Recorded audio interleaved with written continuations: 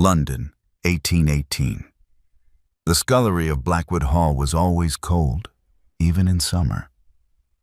At this late hour, with October frost creeping across the windows, Audrey Rose could see her breath mist in the dim candlelight as she scrubbed the flagstones. Her hands, once soft and cared for, were now chapped raw from lye soap and endless labor. At 20 years of age, she had become a ghost in her own ancestral home. Above her head, the floorboards creaked with hurried footsteps. Lady Dunning's shrill voice echoed through the corridors, barking orders at the household staff. Tonight was the Cumberland Ball, and the Dunning family was in a frenzy of preparation. Audrey's two stepsisters, Georgiana and Penelope, had spent the day preening and primping, their dressing rooms strewn with silks and jewels that had once belonged to Audrey's late mother. "Audrey!" The sharp call made her flinch. "Get yourself upstairs this instant." She rose stiffly, smoothing her worn gray dress, and climbed the servants' stairs to the drawing room. The transformation was immediate and jarring. Where the scullery was all shadows and dampness, here was light and warmth. Her stepmother stood before a gilt mirror, adjusting an emerald necklace that Audrey recognized with a pang. It had been her mother's favorite. "The Duke of Blackwood will be at the Cumberland Ball tonight," Lady Dunning announced, her eyes glittering with calculation. "This is our opportunity. Georgiana or Penelope will secure him." She turned to Audrey with a cruel smile. "You will attend as well." Audrey's heart stuttered. In 3 years, she had never been permitted to attend a society function. "Don't look so hopeful, girl. You'll go as our attendant. Someone must be available to fetch our wraps and repair any torn hems. Mrs. Winters has found you something suitable to wear." The way she said suitable made it clear it would be anything but. Lord Dunning appeared in the doorway, his florid face already flushed with pre-celebration brandy. Since assuming control of the estate after Audrey's mother's death, he had systematically stripped Blackwood Hall of its value while parading his daughters through society on the remnants of the family fortune that should have been Audrey's inheritance. "The Duke is notoriously particular," he said, eyeing his daughters critically. "Wealthy beyond measure, but impossible to predict. He's refused a dozen matches already." His gaze slid dismissively over Audrey. "Make yourself useful tonight, girl. Stay in the shadows where you belong." As Audrey curtsied and withdrew, she caught sight of her reflection in the hallway mirror. Pale, thin, invisible. A servant in the house that bore her family's name. She had no way of knowing that within hours, the formidable Duke of Blackwood would see past her shabby gown and recognize exactly who she was, changing everything forever. The dress lay across Audrey's lap like an accusation. Pale blue silk, delicate as morning frost, with intricate pearl beading along the bodice. She remembered her mother wearing it to a summer garden party years ago, remembered how the fabric had caught the sunlight, how her mother had laughed and spun in a circle just to make Audrey clap with delight. Now Georgiana had claimed it, and the seams needed letting out to accommodate her fuller figure. Audrey's needle moved mechanically through the fabric, each stitch precise despite the tremor in her fingers. The scullery's single candle provided barely enough light for such delicate work, but she had learned to manage. She had learned to manage many things in the 3 years since her stepfather had taken control of Blackwood Hall. The door at the top of the stairs banged open, and Penelope's voice rang out. "Audrey, Mother wants you in the drawing room immediately. And bring the blue dress. Georgiana must try it on again. Audrey gathered the gown carefully, draping it over her arm to avoid creasing, and climbed the narrow servants' stairs. Her knees ached from kneeling on the cold flagstones, but she kept her expression neutral as she emerged into the warmth and light of the main house. The drawing room was chaos. Georgiana stood on a stool in her chemise and petticoats, while a harried modiste pinned the hem of a rose-colored gown. Penelope sat at the vanity, trying on various feathered headdresses with increasing dissatisfaction. Lady Dunning presided over it all from her chair, a general surveying her troops before battle. Finally, Lady Dunning snapped when she saw Audrey. Georgiana, try the blue. We must decide between that and the rose. Audrey helped her stepsister into the altered gown, enduring Georgiana's impatient sighs and sharp elbows. When the last button was fastened, Georgiana turned to examine herself in the mirror. "It's beautiful," she breathed, running her hands over the silk that had once belonged to Audrey's mother. "The Duke of Blackwood won't be able to resist." "One hopes," Lady Dunning said dryly. "Though from what I hear, Sebastian Hawke is not easily impressed. He's refused every eligible woman presented to him for the past 2 seasons." Penelope abandoned her feathers and joined her sister at the mirror. "They say he's impossibly cold, that he evaluates potential brides like one might evaluate horseflesh." "Then we must ensure he sees quality," Lady Dunning replied. She turned her sharp gaze to Audrey. "Stop hovering like a specter. Make yourself useful. My correspondence is on the escritoire. File it properly." As Audrey moved to obey, she caught fragments of their continued conversation. "The Duke's fortune is immense," Lady Dunning was saying. "And, more importantly, his connections are unimpeachable. Whichever of you secures him will elevate this entire family." Lord Dunning entered then, already dressed for the evening in his best coat. The smell of brandy preceded him. "I've just come from the club. Blackwood will definitely attend. Tonight. Apparently he's looking to acquire property in this area." His eyes glinted with calculation. Interesting timing, wouldn't you say? Audrey's hand stilled on the letters. Blackwood Hall had been her mother's family seat for generations. The property technically belonged to her, held in trust, out until she married or reached the age of 25. But Lord Dunning had appointed himself trustee and administrator, and for 3 years had systematically drained its resources.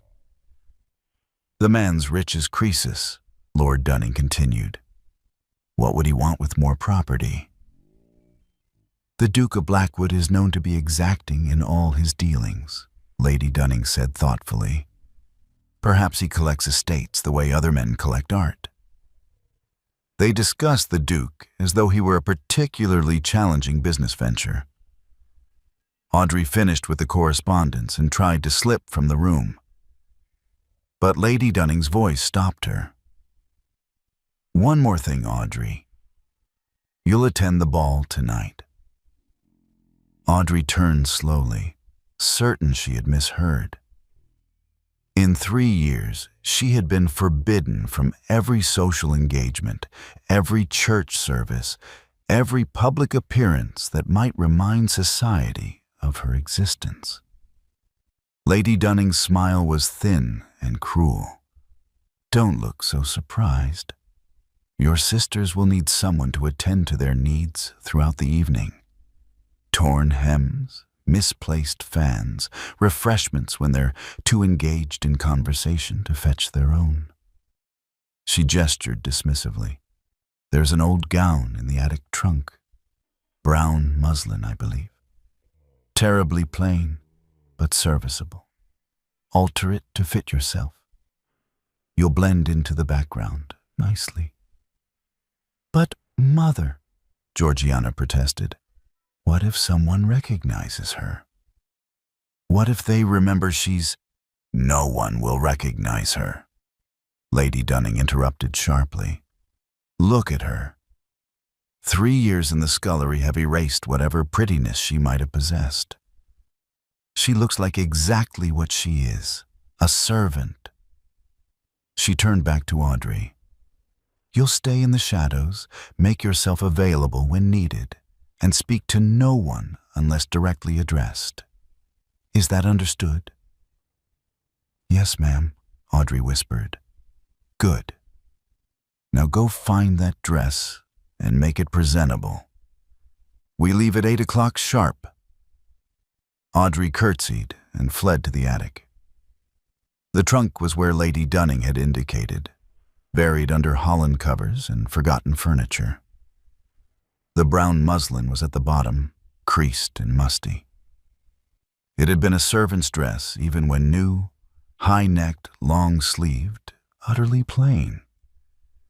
As Audrey carried it down to the scullery to begin alterations, she caught her reflection in a tarnished mirror on the landing. Lady Dunning was right. The girl who stared back was pale and thin, her blonde hair dull from lack of proper care, her eyes shadowed with exhaustion. Nothing remained of the cherished daughter who had once run laughing through these halls. She was a ghost in her own home. And tonight, she would be a ghost at the ball. Before we continue with Audrey's story, let me ask you something. How many times have you watched these videos, felt all the emotions, enjoyed the entire journey, and then just left? No like, no subscribe, nothing.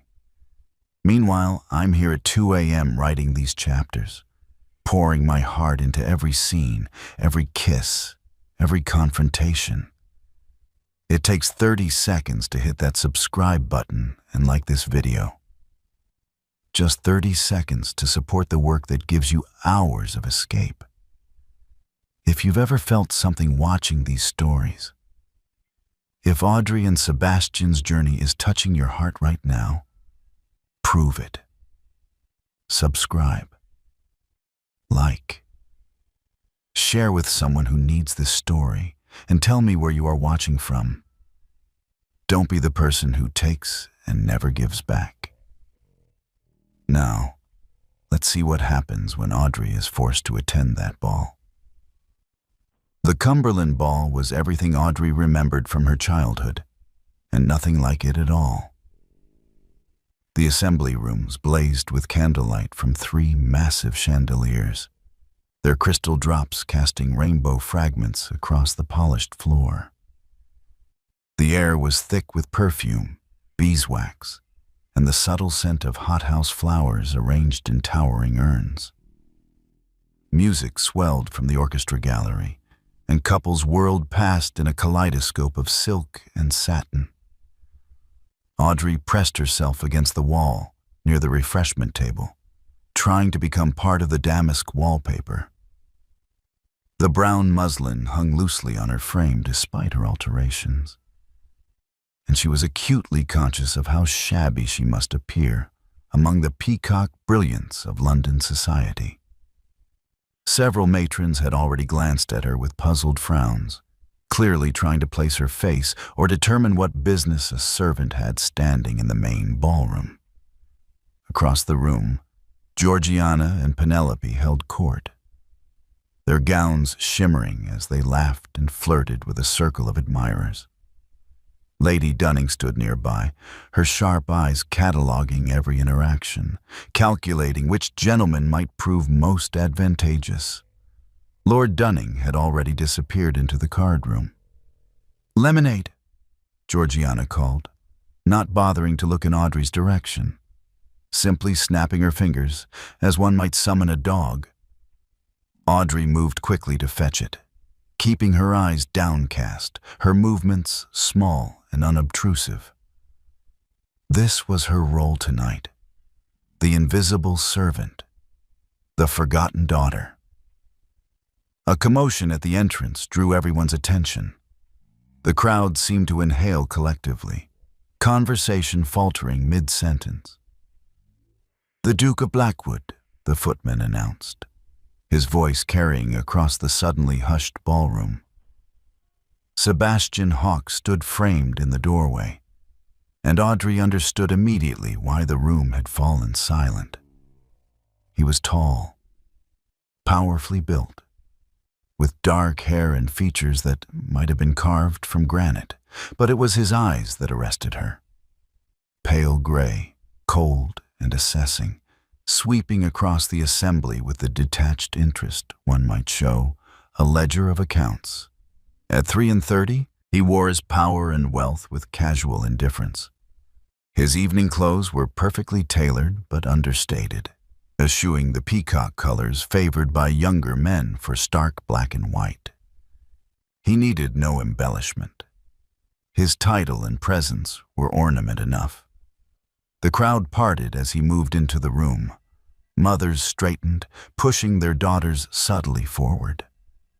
Young ladies arranged themselves in becoming poses, smiles practiced and perfect. But the Duke's gaze slid over them all, without pause, without interest, as though they were merely furniture in an unfamiliar room. Audrey shrank further into her corner, grateful for the shadows. This man was clearly out of her sphere, as distant as the stars. She had no business even looking at him directly, yet she found she couldn't look away. The Duke accepted a glass of champagne from a footman, exchanging brief words with Lord Hartwick. His expression remained impassive, bored even, as various guests attempted to engage his attention. He was performing the minimum requirements of civility, nothing more. Then, without warning, his gaze swept across the room and locked on her. Audrey's breath caught. For a heartbeat, she was certain he was looking past her, at something or someone behind her. But his eyes didn't move. They remained fixed on her face with an intensity that made her pulse race with sudden fear. He began walking toward her. The crowd noticed. Conversation stuttered and died. Heads turned to follow his trajectory, trying to determine his destination. Georgiana straightened expectantly, smoothing her skirts. Penelope arranged her features in what she clearly hoped was an alluring smile. The Duke walked past them both without a glance. He moved with purposeful strides, cutting through the assembly like a ship through water, his focus never wavering from Audrey's corner. She pressed herself harder against the wall, her heart hammering. Had she done something wrong? Was she about to be publicly humiliated for daring to stand in the main ballroom? He stopped directly in front of her, close enough that she had to tilt her head back to meet his eyes. Up close, he was even more formidable. The cold assessment in his gray eyes should have frozen her. But there was something else there, too. A sharp intelligence. A flash of what might have been recognition. His gaze dropped to her hands, still clutching the empty lemonade glass. She saw his eyes fix on the ring she wore on her right hand. A small thing, tarnished gold with the Blackwood family crest engraved on its face. It had been her mother's, and before that, her grandmother's. The only piece of jewelry Lady Dunning hadn't managed to pry from her fingers because it was too small, too insignificant to be worth selling. Something shifted in the Duke's expression. His eyes narrowed, and when he looked at her face again, it was with an entirely new assessment. The ballroom had gone absolutely silent. Every eye was fixed on them. "Your name," he said. His voice was deep, commanding, pitched to carry. It was not a request. Audrey Rose," she stammered, her voice barely a whisper. "My lord. Your grace, I mean." "Louder," he commanded. "Audrey Rose," she repeated, her voice shaking. Something like triumph flashed across his features. He turned to face the room, and when he spoke, his voice rang out with absolute authority. "This lady, Miss Audrey Rose, is mine to claim." The ballroom erupted in shocked whispers. Audrey stared at him in absolute incomprehension. Had he gone mad? Had she? Before she could process what was happening, he took the glass from her nerveless fingers and set it aside. Then he took her hand, the one with the ring, and placed it on his arm. "You will dance with me," he said, though it was clearly not a question. And then Sebastian Hawke, Duke of Blackwood, led her onto the dance floor as 300 members of London society watched in stunned silence. The morning sun streaming through the windows of Blackwood Hall's drawing room felt like an accusation. Audrey sat rigid in a chair that had once belonged to her mother, her hands folded tightly in her lap to stop them trembling. She was still wearing the brown muslin from the night before, having been forbidden to retire to her scullery quarters. Lady Dunning had locked her in her old bedroom, stripped bare years ago of anything valuable, with strict instructions not to show her face until summoned. The summons had come at 9 o'clock sharp. Lord Dunning paced before the fireplace, his face mottled with rage and something that looked dangerously like fear. Lady Dunning sat on the settee, her lips pressed into a thin line. Georgiana and Penelope had been sent to their rooms, though Audrey could hear their muffled protests from the floor above. "This is unconscionable," Lord Dunning spat. "The Duke of Blackwood dancing with a servant. With you.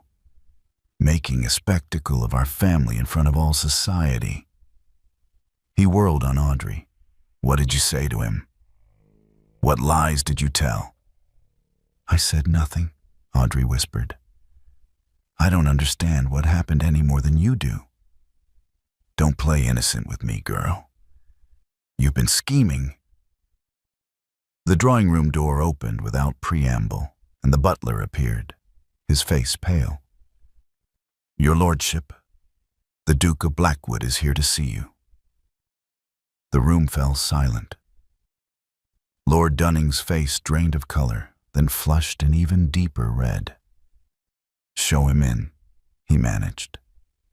Sebastian Hawke entered the drawing room as though he owned it, which Audrey realized with a jolt he might as well have done given the authority he emanated. In the morning light, he was no less formidable than he had been in the ballroom. If anything, the stark daylight emphasized the hard planes of his face, the cold calculation in his gray eyes. He swept the room with a single glance, his gaze lingering on Audrey for just a moment before settling on Lord Dunning. "Your Grace, Lord." Dunning bowed stiffly. "To what do we owe the honor?" "Dispense with the pleasantries, Dunning." The Duke's voice was cold, clipped.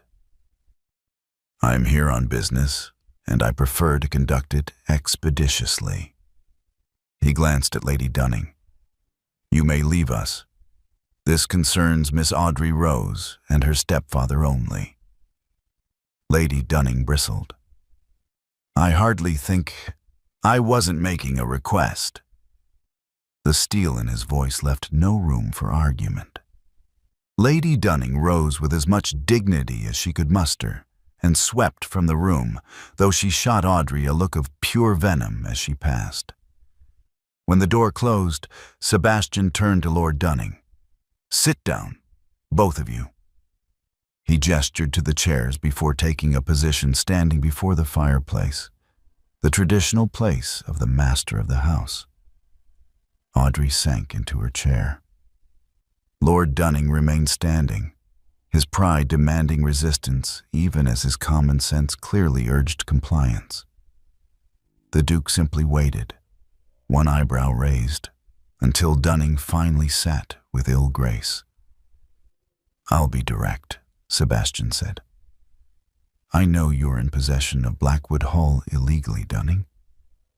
The estate was held in trust for Miss Audrey Rose by her late mother's will, to be administered by a trustee until her marriage or her 25th birthday.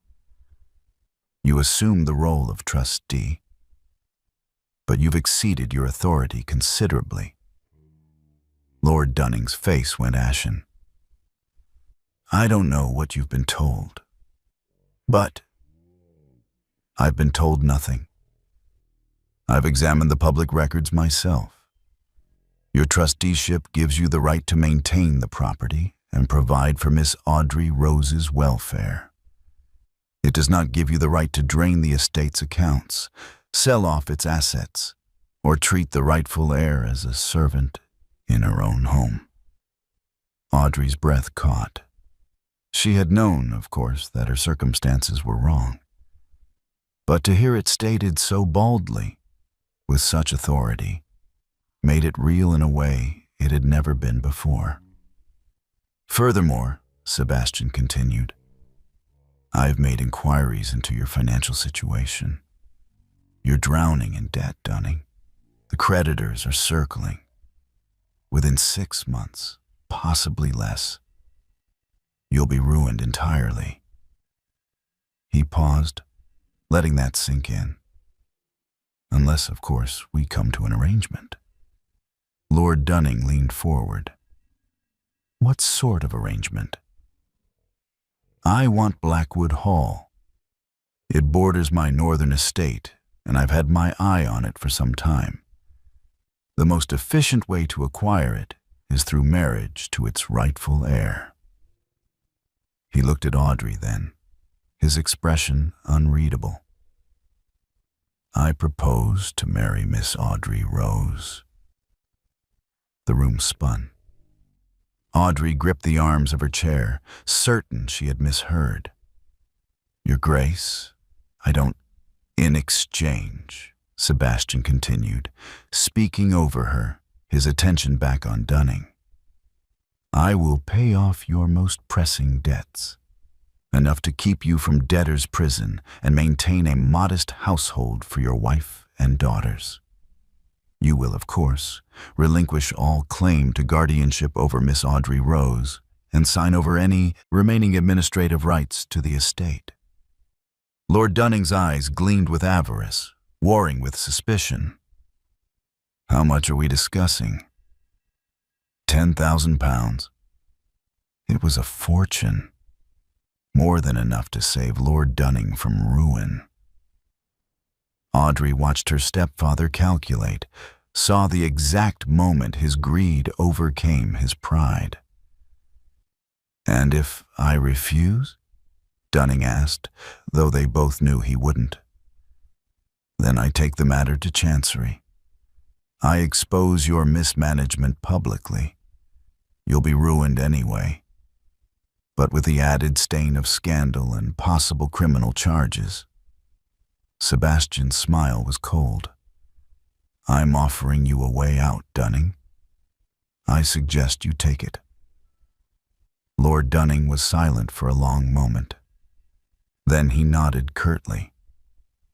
"I accept your terms." "Excellent. My solicitor will call this afternoon with the papers." Sebastian finally turned his full attention to Audrey, and she saw something flicker in his eyes. Not warmth, precisely, but perhaps not quite the cold calculation he'd shown Dunning. "Miss Audrey Rose, might I speak with you privately?" Lord Dunning stood, relief and resentment warring on his features. The garden, perhaps. I'll be in my study. He left quickly, clearly eager to escape before the Duke changed his mind. When they were alone, Sebastian's expression shifted almost imperceptibly. He moved to sit in the chair Dunning had vacated, leaning forward with his elbows on his knees. "I imagine you have questions," he said. "Why?" Audrey's voice was barely a whisper. "You could have any woman in London. Why me? Why this?" "Because you're the key to what I want." He was brutally honest, at least. "The estate. But also," he paused, seeming to choose his words carefully, "because what I witnessed last night was unconscionable. You deserve better than servitude in your own home." "So this is charity?" "No. This is a business arrangement that happens to benefit us both." He sat back. "I'll be plain with you, Miss Audrey Rose. I'm offering you a marriage of convenience. Your name will be restored. You'll have independence, autonomy over a secondary estate I own in Somerset, and the protection of my title. In exchange, I get Blackwood Hall and an heir eventually." Audrey stared at the man who had just proposed to alter the entire course of her life with the same detachment one might use to discuss a horse trade. His gray eyes remained steady on her face, waiting for her response with patience that somehow felt more like indifference. "And if I refuse?" she asked, though she already knew the answer. "Then you remain here, subject to Dunning's whims until you reach 25. 2 more years of the scullery, of servitude, of watching what should be yours slip away piece by piece." He tilted his head slightly. "I'm offering you freedom, Miss Audrey Rose. Perhaps not the romantic sort found in novels, but freedom nonetheless." She looked down at her hands, still chapped and reddened from years of harsh work. 2 more years. Or she could accept his offer and escape immediately. The choice, when laid out so starkly, was no choice at all. "What exactly would you require of me?" she asked quietly. "Your name on the marriage certificate. Your cooperation in acquiring the estate legally. And eventually, children to secure the succession." He said it as clinically as if discussing crop rotation. "Beyond that, you would have complete autonomy. I own a property in Somerset, Thornfield Manor. Smaller than Blackwood Hall, but well-maintained and profitable. You would manage it as you see fit. The income would be yours to control. And you? Where would you be?" "Here, in London. At my primary seat in Northumberland when necessary. Our paths would cross infrequently." He stood, moving to the window that overlooked the gardens her mother had once tended, now overgrown and wild. "I'm not offering you affection, Miss Audrey Rose. I'm offering you independence, a title, protection, and the resources to live as you choose. Those things have value even without sentiment." Audrey rose as well, her legs unsteady. "How long do I have to decide? I'm having the marriage settlement drawn up this afternoon. The wedding will take place in 3 days at my private chapel. You have until this evening to give me your answer." He turned from the window, his expression unreadable. "But I think we both know what that answer will be." His arrogance should have angered her. Instead, she felt only a hollow certainty that he was right. "Yes," she said. "I accept your terms." Something flickered across his face. Satisfaction, perhaps, or relief. Good. My housekeeper will call tomorrow with appropriate clothing. You'll move to my London residence the day before the wedding. He moved toward the door, then paused. One more thing. No false expectations, Miss Audrey Rose. I'm offering you a business arrangement, nothing more.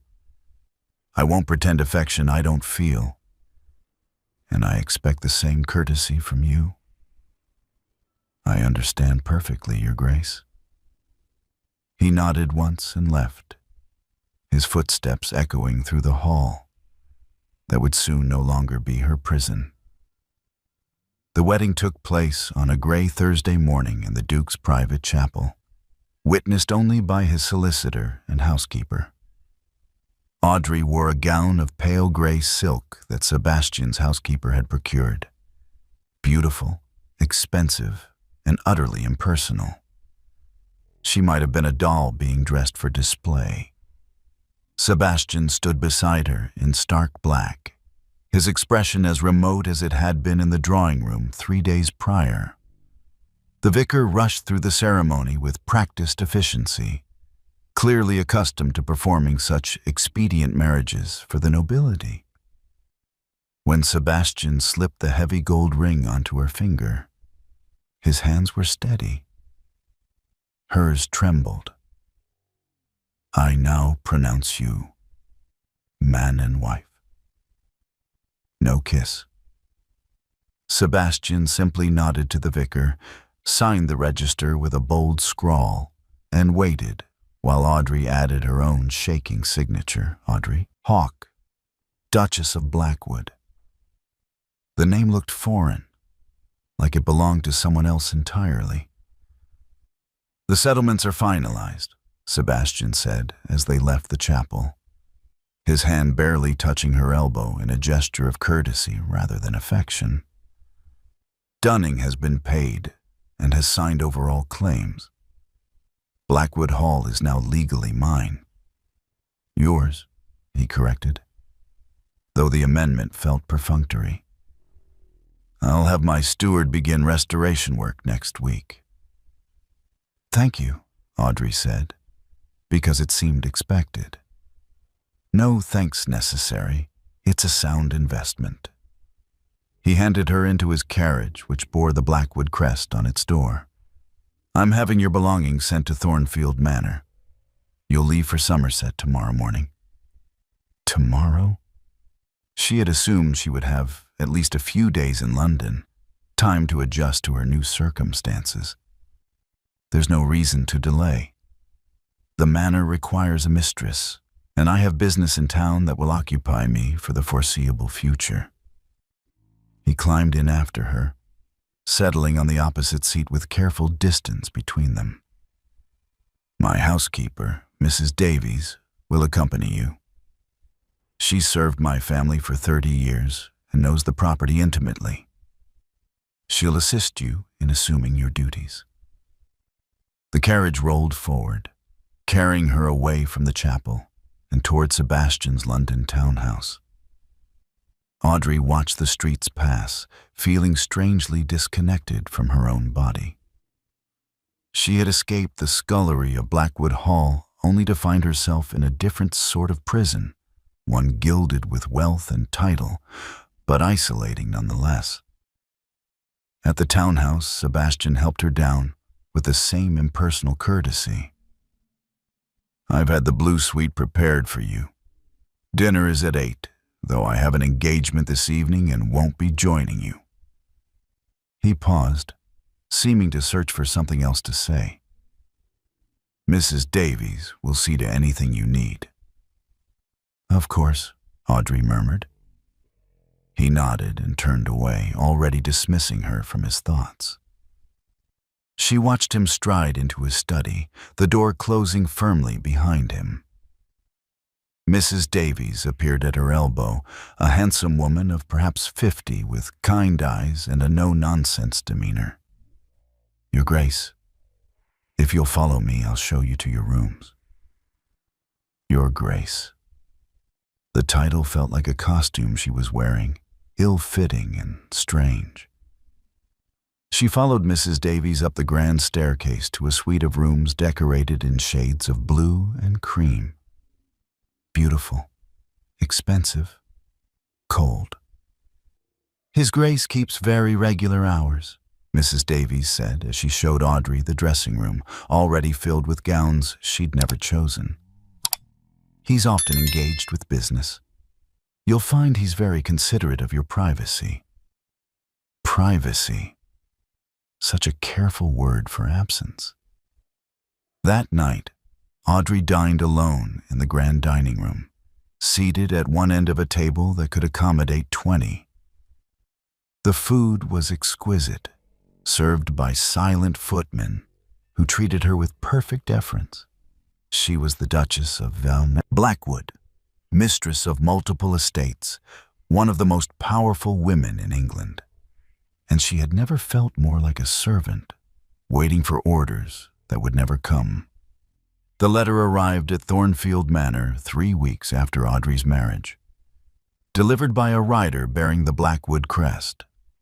Mrs. Davies brought it to the morning room where Audrey had been reviewing the household accounts, one of the few tasks that gave her days any sense of purpose.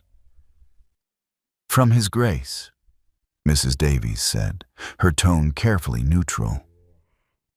Audrey broke the seal with hands that had finally begun to heal, the redness fading, her nails growing back properly.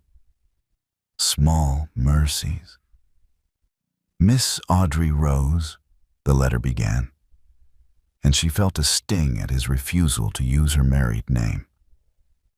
"I require your presence at Blackwood Hall to consult on the restoration work. A carriage will collect you tomorrow at 10 o'clock. The visit will require 3 days. Bring appropriate clothing. Blackwood." No greeting, no explanation. Simply a summons, as impersonal as everything else about their arrangement. Yet despite herself, Audrey's heart quickened. Blackwood Hall. She hadn't set foot in her childhood home since the morning after the Cumberland ball, when she'd been whisked away to London and then to Somerset.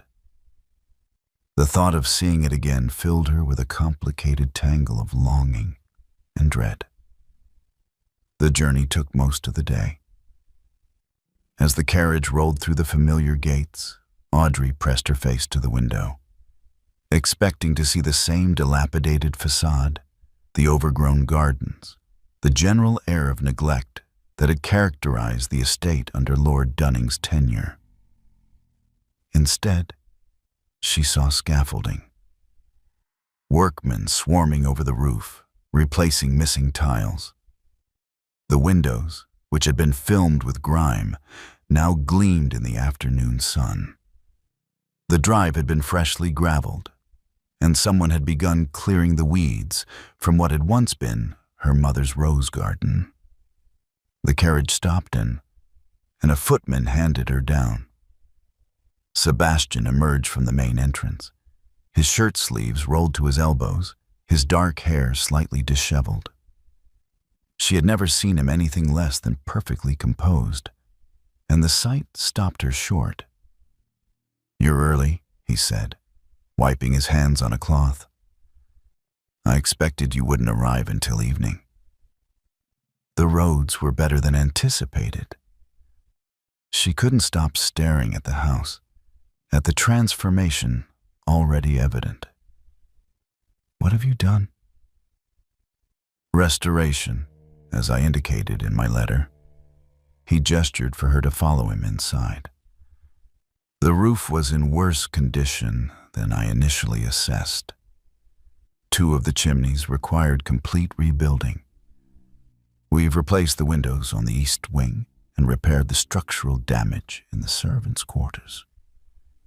The entrance hall, which had been dim and water-stained, now glowed with fresh plaster and paint. The marble floors had been cleaned and polished. The grand staircase, which had been missing several balusters, was whole again. "I don't understand," Audrey said slowly. You said you wanted the estate for its land, for the border it shares with your northern property. Why invest so much in the house itself? Sebastian's jaw tightened almost imperceptibly. The house is part of the estate. It would be poor stewardship to let it fall to ruin. He led her through room after room, each in various stages of restoration. Workmen nodded respectfully as they passed, and Sebastian seemed to know each one by name, asking after the progress of specific tasks with the detailed knowledge of someone intimately involved in the project. They reached the library, and Audrey stopped in the doorway, her breath catching. The room had been her mother's sanctuary, filled with books collected over generations. Under Lord Dunning, it had become a storage room for broken furniture and discarded items. She had assumed the books were long since sold, but now the shelves were being carefully restored, each volume cleaned and catalogued. New shelving was being built to match the original woodwork. The windows, which faced west to catch the afternoon light, had been fitted with new glass. The books were in the attic, Sebastian said quietly from behind her. Dunning had them moved up there when he needed the space. Many were damaged, but I've had a bookbinder working to restore what could be saved. Audrey walked slowly into the room, running her fingers along the spines.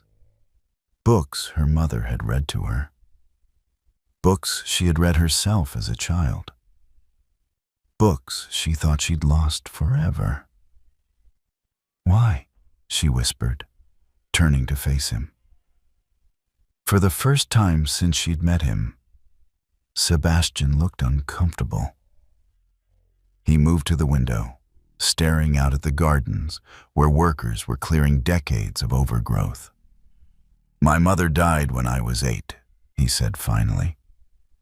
My father remarried within the year to a woman who couldn't stand the sight of anything that reminded him of his first wife. She had my mother's room stripped, her belongings sold or burned. The gardens she'd planted were torn out and replaced with something more fashionable. His voice was flat, carefully devoid of emotion. By the time I inherited, there was nothing left of her. Not a portrait, not a letter, not a single rose from her garden. Audrey's throat tightened. I'm sorry. I'm not telling you this for sympathy. He turned to face her, his expression guarded. I'm telling you so you understand why I won't allow the same thing to happen here. This house is your inheritance, Miss Audrey Rose. Your mother's legacy. Whatever else our arrangement may be, I won't be the one to destroy that.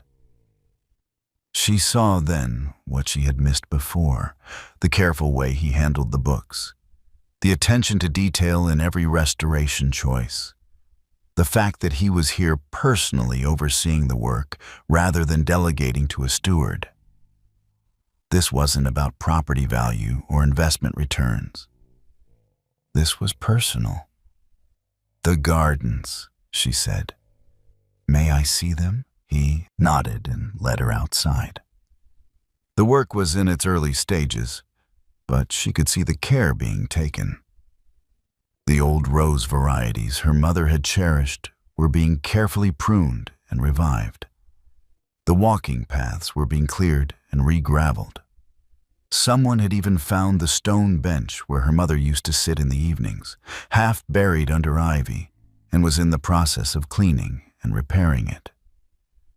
I have the original garden plans, Sebastian said. They were in the estate records. I thought. He paused, that uncomfortable expression flickering across his face again. I thought you might want to be consulted on the restoration, to ensure it's done as your mother would have wished.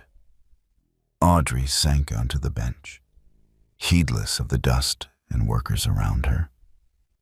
For 3 weeks, she had lived in comfortable isolation at Thornfield Manor, convinced that she had simply traded one form of servitude for another, that Sebastian saw her as nothing more than a means to an end, a name on a marriage certificate that gave him legal access to property he wanted. But this was something else entirely. "You didn't have to do this," she said, looking up at him. He met her gaze, and for just a moment, his carefully constructed walls seemed to waver. "Perhaps I did."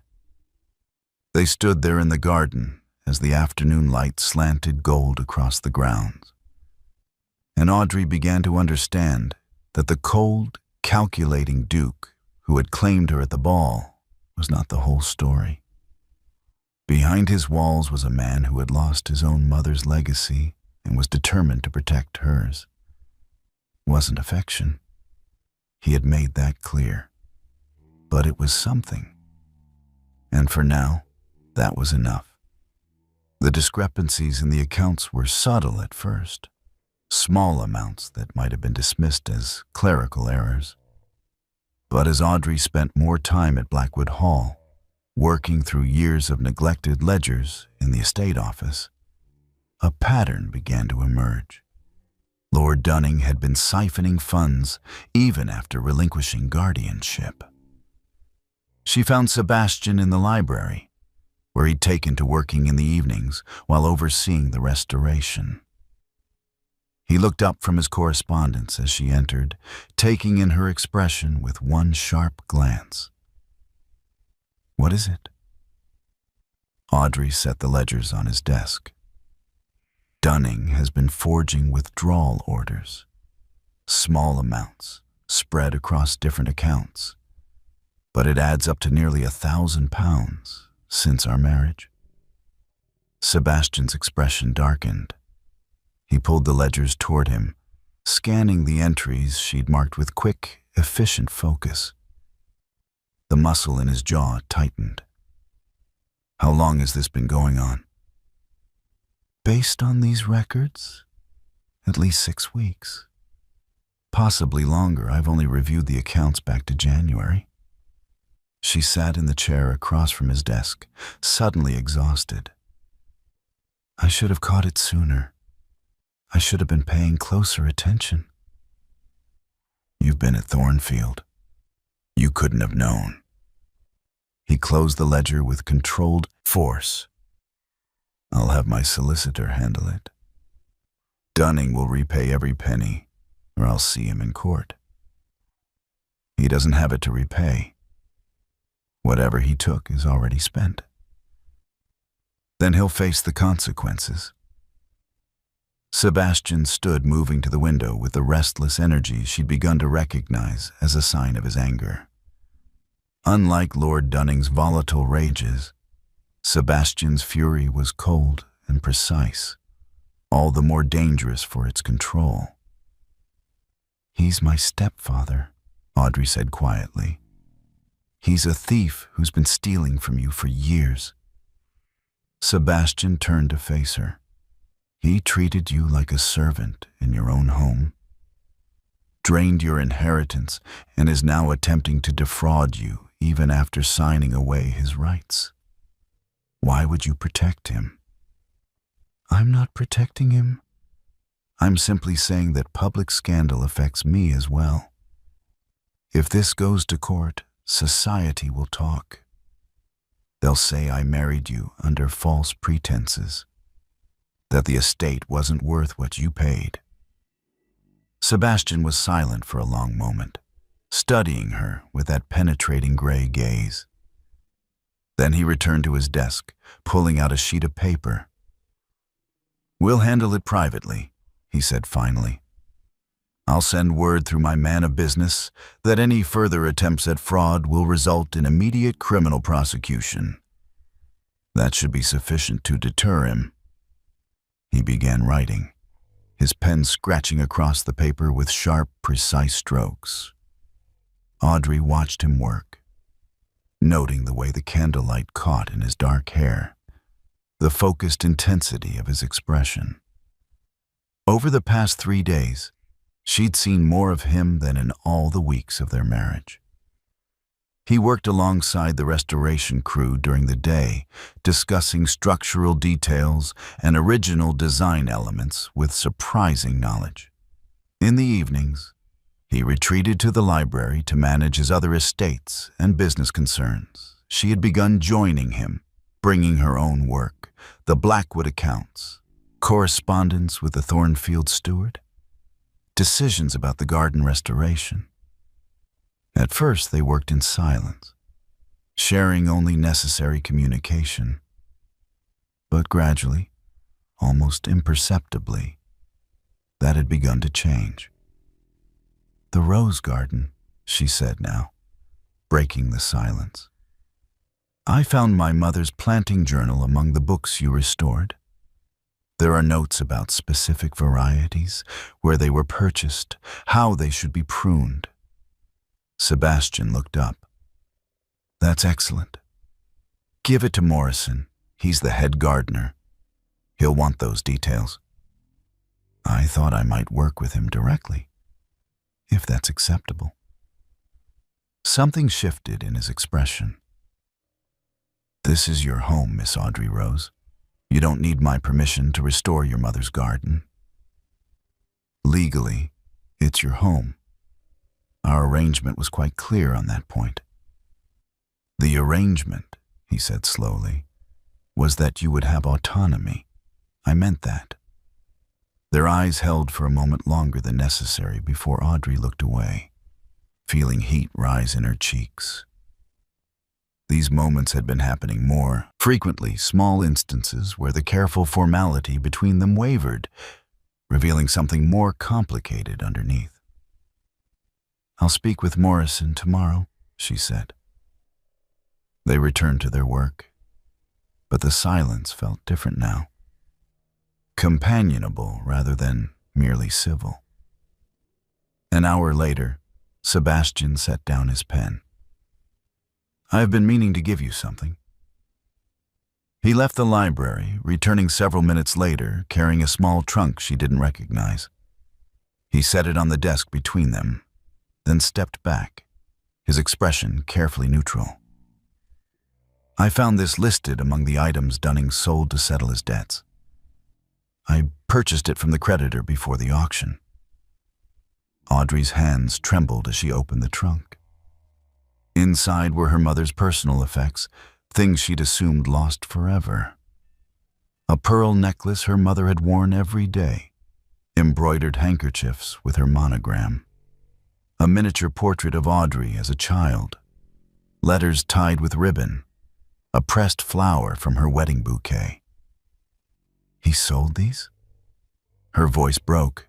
"These weren't even valuable. They were just yours," Sebastian finished quietly. "They were yours, and he had no right to them." Audrey lifted the miniature portrait with shaking hands. Her mother had commissioned it for her 5th birthday. She remembered sitting still for hours while the artist worked, her mother promising her sugar biscuits if she was good. "How much did you pay?" "It doesn't matter." "How much, Sebastian?" His name slipped out before she could stop it. She'd never called him anything but Your Grace, or occasionally, My Lord. The use of his Christian name seemed to startle them both. £500, he said after a pause, a fortune for items with no monetary value. Items precious only to her. "Why?" she whispered, looking up at him. "Why would you do this?" He moved around the desk, stopping close enough that she could see the firelight reflected in his gray eyes. For once, his careful control seemed to waver. "Because I remember what it feels like to have nothing left of the person you loved," he said.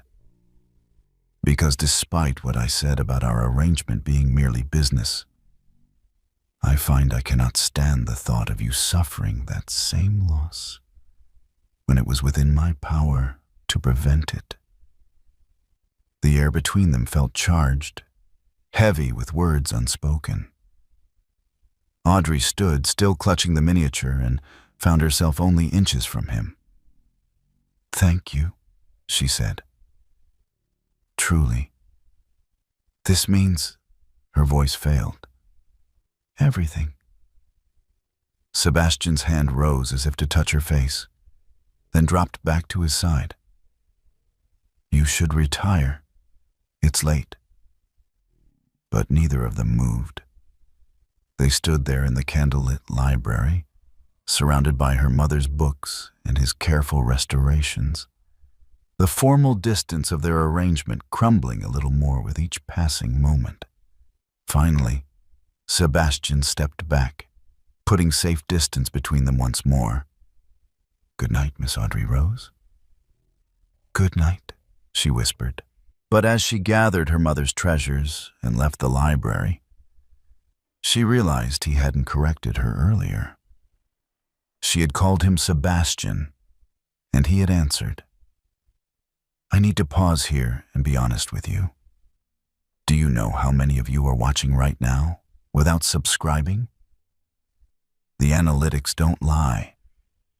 Thousands of you watch every upload, binge every series, and somehow that subscribe button is invisible to you.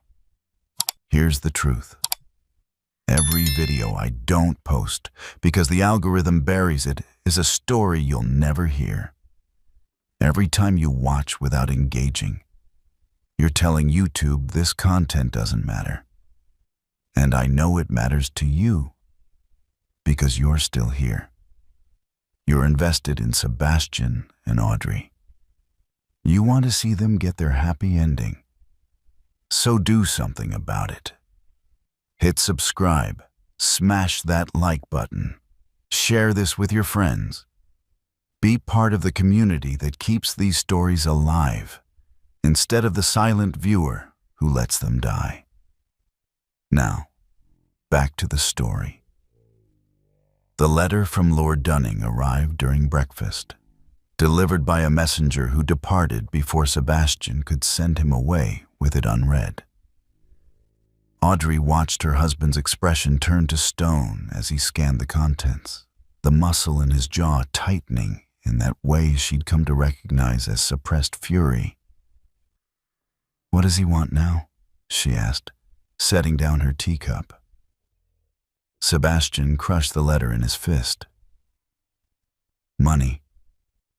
He claims the settlement I paid him was based on fraudulent accounting, that he's owed an additional £5,000. And if it's not forthcoming, he'll make certain allegations public." "What allegations?" "That I coerced you into marriage. That you were underage and the ceremony invalid. That the estate transfer was obtained through duress." He threw the crumpled paper onto the table. "All lies, but damaging enough if widely circulated." Audrey felt ice settle in her stomach. "He won't stop, will he? Even after everything, he won't stop." "No," Sebastian said grimly. "Men like Dunning never do. They squeeze until there's nothing left to take. Then they squeeze harder." He stood abruptly, pacing to the window. "I'll handle it. I'll have my solicitor draft a response threatening criminal prosecution. If that doesn't work, it won't work." Audrey's voice was flat. "You don't know him the way I do. Threats only make him more desperate, and desperate men do foolish things." "Then what do you suggest?" The edge in his tone was sharp. "That we simply pay him? Reward his extortion? No, I suggest we do nothing. Let him make his allegations. Society already thinks our marriage is strange, a reclusive duke claiming an unknown woman at a ball. What's one more scandal?" Sebastian turned from the window, his eyes blazing. You think I'll allow him to publicly question your honor? To imply that He bit off whatever he'd been about to say, his control reasserting itself.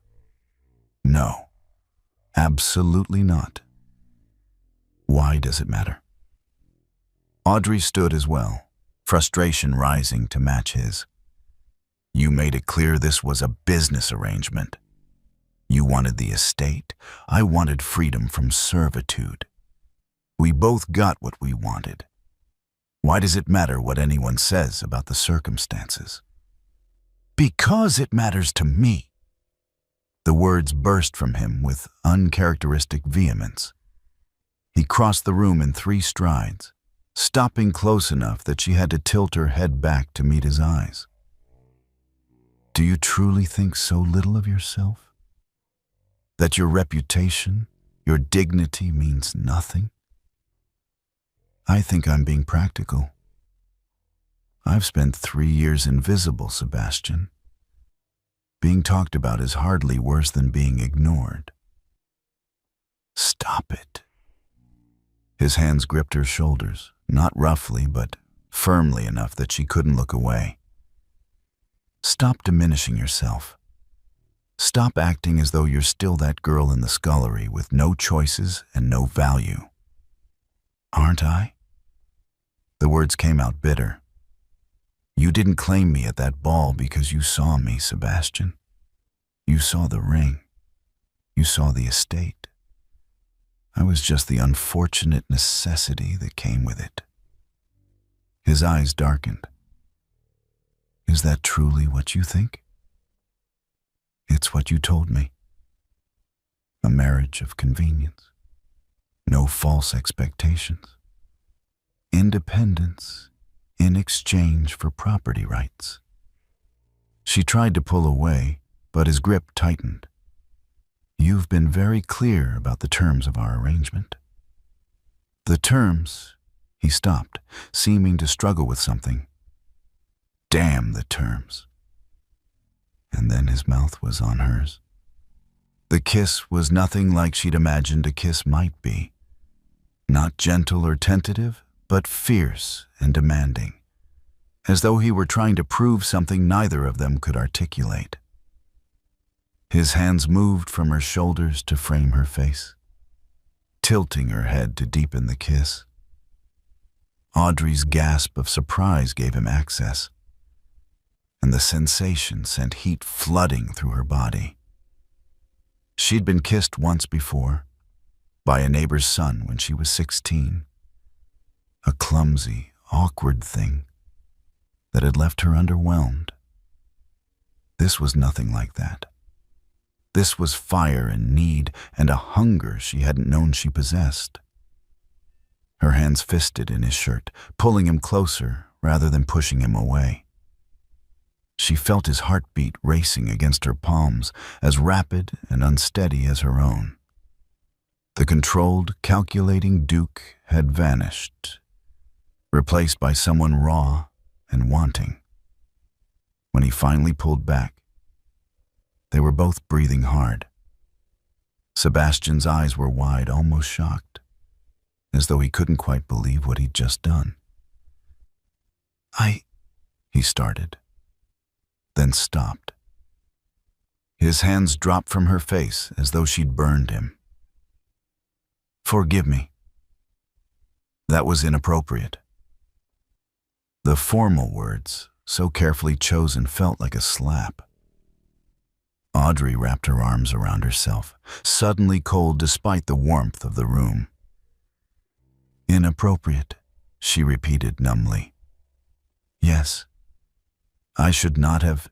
He stepped back, putting distance between them once more. The walls she'd seen crumbling over the past weeks seemed to slam back into place. It won't happen again. Of course not. We have an arrangement, after all. She forced the words out through the tightness in her throat. No false expectations. Something flickered in his expression, pain, perhaps, or regret. But it was gone before she could identify it. I'll deal with Dunning, he said, his tone formal once more. "You needn't concern yourself with his threats."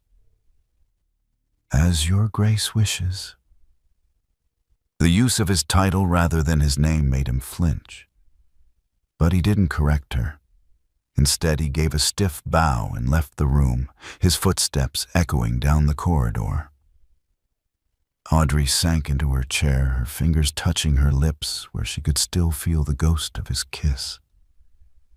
For a few brief moments, she'd thought, hoped, that perhaps their arrangement had become something more. That the man who restored her mother's garden and rescued her mother's belongings might have feelings for her beyond mere obligation. But he'd made it clear. The kiss was a mistake, inappropriate, something to be regretted and never repeated. She'd been a fool to imagine otherwise. Sebastian had claimed her for her property, and whatever kindness he'd shown was simply good stewardship, nothing more. The coldness she'd felt in their early marriage had never truly thawed. It had merely been disguised by proximity and shared purpose. She was still alone, just in a grander house, with better food and a husband who kissed her like she mattered before remembering that she didn't. The summons to London came 3 days after the kiss that Sebastian refused to acknowledge. They had barely spoken since that morning, exchanging only the most necessary pleasantries over silent dinners. Audrey had retreated to Thornfield Manor, convinced that distance would ease the ache in her chest. It hadn't. Now Sebastian's letter demanded her immediate return to his London townhouse. Lord Dunning had made good on his threats. Mrs. Davies delivered the news with her usual discretion as she helped Audrey into the carriage. "The rumors have spread quickly, Your Grace.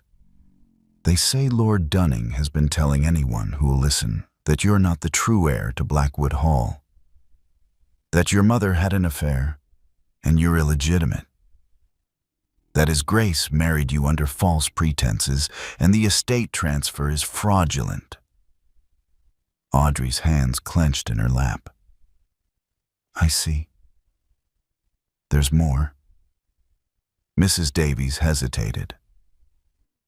"He's claiming the Duke coerced you into marriage, that you were an innocent girl who didn't understand what you were signing."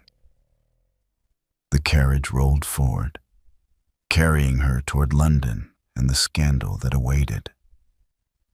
Audrey stared out the window, watching the countryside blur past, and felt the familiar instinct to disappear, to hide, to make herself small and invisible until the storm passed. But she was the Duchess of Blackwood now. There was nowhere left to hide. Sebastian was waiting when she arrived at the townhouse, pacing the drawing room like a caged wolf.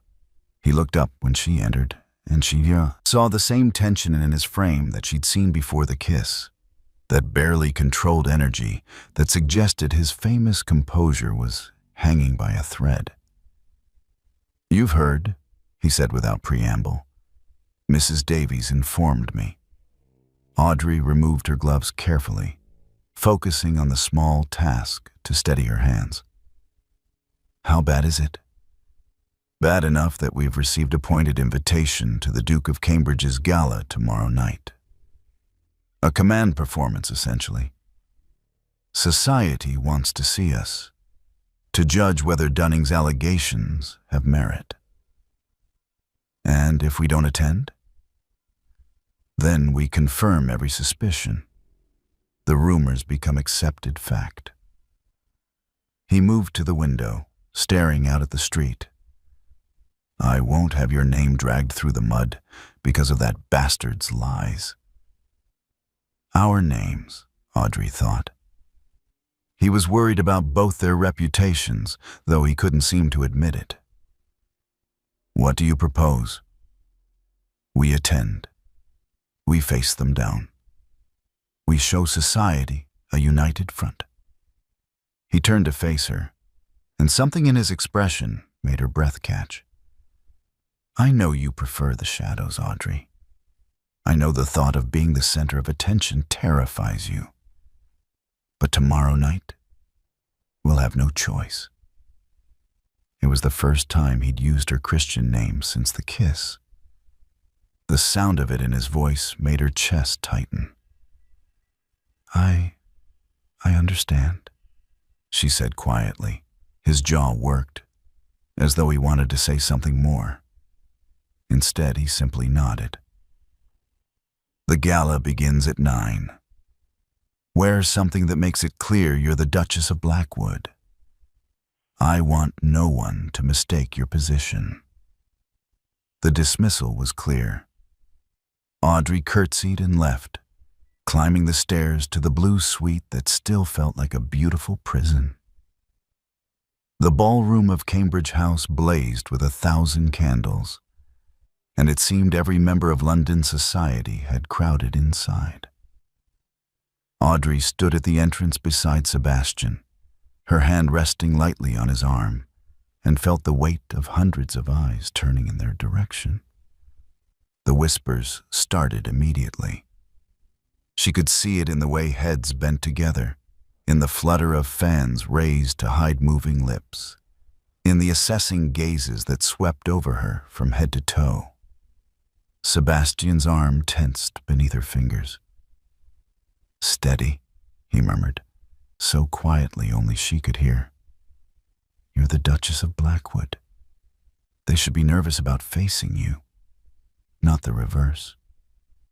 But Audrey's instinct screamed at her to retreat, to find a shadowed alcove, to disappear. This was worse than the Cumberland Ball. At least then, she'd been invisible.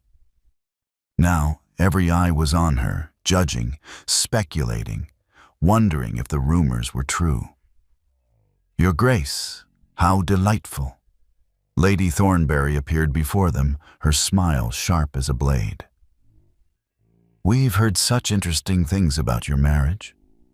So sudden, wasn't it? One might almost call it precipitous. One might call it decisive, Sebastian replied coolly. I saw what I wanted and claimed it. Surely that's not so unusual. And what exactly did you want, Your Grace? The lady or the estate she brought with her? The question was delivered with saccharine sweetness. But the insult was unmistakable. Audrey felt herself shrinking, her shoulders curving inward, her gaze dropping to the floor. 3 years in the scullery had taught her well. When attacked, make yourself smaller, less visible, less of a target. Sebastian's hand covered hers on his arm, warm and steady. Careful, Lady Thornbury. You're speaking of my wife. Of course, though one does wonder about her parentage. Given Lord Dunning's rather detailed allegations. Enough. Sebastian's voice cut through the conversation like a knife.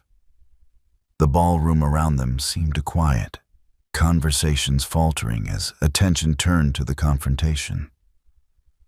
My wife's parentage is impeccable, her legitimacy beyond question, and anyone who suggests otherwise will answer to me directly. Lady Thornbury paled and retreated, but Audrey could feel the weight of the room's attention pressing down on her. She wanted to run, to hide, to be anywhere but the center of this spectacle. Sebastian must have felt her trembling, because he leaned close, his breath warm against her ear.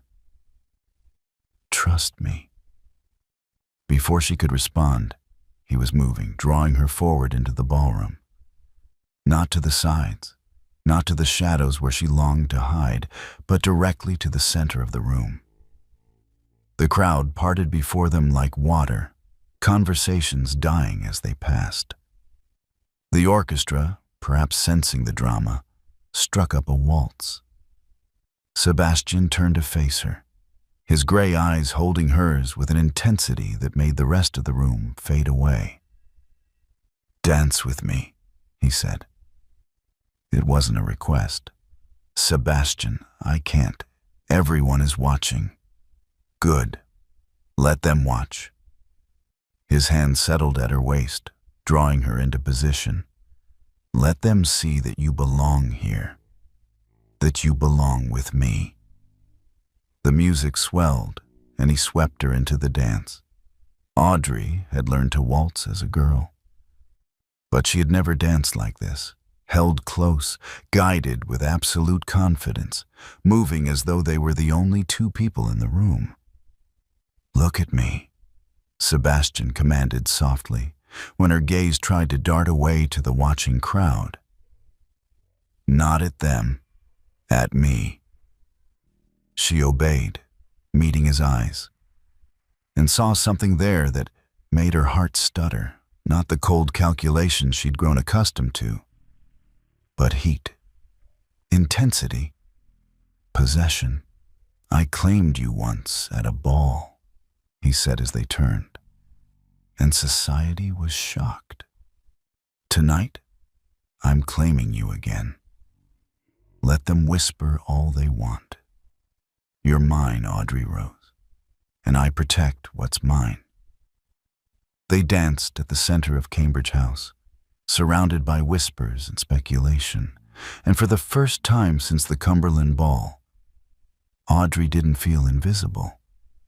She felt seen, claimed, protected, and perhaps, though she barely dared to hope, wanted.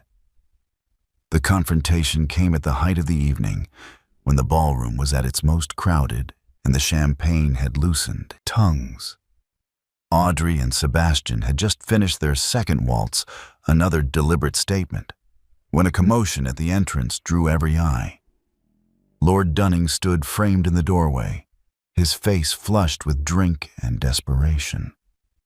He'd clearly forced his way past the footmen, his cravat askew, his coat rumpled. The Duke of Cambridge himself started forward to eject the intruder, but Dunning's voice boomed across the ballroom before he could be removed. There stands the Duke of Blackwood with his fraudulent bride. Dunning's words were slightly slurred, but loud enough to carry. That girl is no true heir. She's the product of my late wife's infidelity, a bastard with no claim to the Blackwood name or estate. The ballroom erupted in scandalized gasps. Sebastian's hand tightened on Audrey's waist, holding her in place when she instinctively tried to shrink away.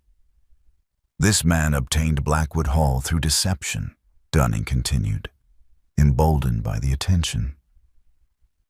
He married an impostor, and I demand the return of property that rightfully belongs to my family through my late wife's marriage. Your late wife who left the estate in trust for her daughter, Sebastian said, his voice cutting through the chaos with icy precision. A trust you systematically plundered while treating that daughter as a servant in her own home. Lies. She's not my late wife's daughter. She's the bastard of some. You will stop speaking. Sebastian's tone could have frozen fire. He released Audrey and moved forward, positioning himself between her and Dunning. You will stop speaking, or I will make you stop. The Duke of Cambridge finally reached Dunning, flanked by footmen. Lord Dunning, you will leave immediately, or I'll have you forcibly removed. Not until justice is served, not until this fraud is exposed. Dunning's eyes were wild, desperate. A man with nothing left to lose. I have proof. Documents that show her mother's infidelity, that prove the girl has no legitimate claim. You have forgeries, Sebastian interrupted. Manufactured evidence that you hoped would intimidate me into paying your extortion demands. Did you truly think I wouldn't have my investigators examine every document related to Blackwood Hall? That I wouldn't verify the legitimacy of my wife's parentage before making her my duchess? He pulled a folded paper from his inner coat pocket and held it up. This is a sworn statement from the midwife who attended Audrey Rose's birth, confirming that she is the legitimate daughter of Viscountess Blackwood and her husband. This, he produced another document, is the registry from the church where she was christened. And this is a letter from Viscountess Blackwood's own physician, written shortly before her death, explicitly naming Audrey Rose as her sole heir and expressing concern about Lord Dunning's intentions. The ballroom had gone absolutely silent. Every eye was fixed on the confrontation. "Your allegations are lies," Sebastian continued, his voice ringing with authority. "But even if they weren't, even if there were some question about lineage or legitimacy, it wouldn't matter." Audrey's breath caught. What was he saying? Sebastian turned to face her, and the expression in his eyes made her heart stutter. The ice had melted, leaving something raw and honest and terrifying in its intensity. "I didn't claim you at the Cumberland Ball because of the estate," he said, his voice carrying across the hushed room. "I claimed you because I saw a woman who had survived years of cruelty with her spirit intact, who stood in the shadows wearing a servant's dress, but carried herself with more grace and dignity than any pampered debutante in that ballroom." He moved closer, and Audrey found she couldn't breathe, couldn't think, could only stare at him as he continued. "I saw the ring, yes. I recognized the crest, but what made me cross that ballroom and claim you in front of all society wasn't the property you represented. It was you." His hand rose to cup her face, his thumb brushing across her cheekbone with devastating gentleness. "It was the way you held your head high despite your circumstances, the way you looked at your stepsister's finery without envy, only resignation. The way you seemed to glow in the shadows like a candle in the dark." "Sebastian," she whispered, tears burning in her eyes. "I told myself it was practical. A business arrangement.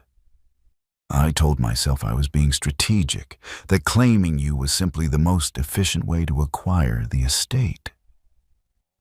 His other hand came up to frame her face, and Audrey saw that his own eyes were bright with emotion. "I lied.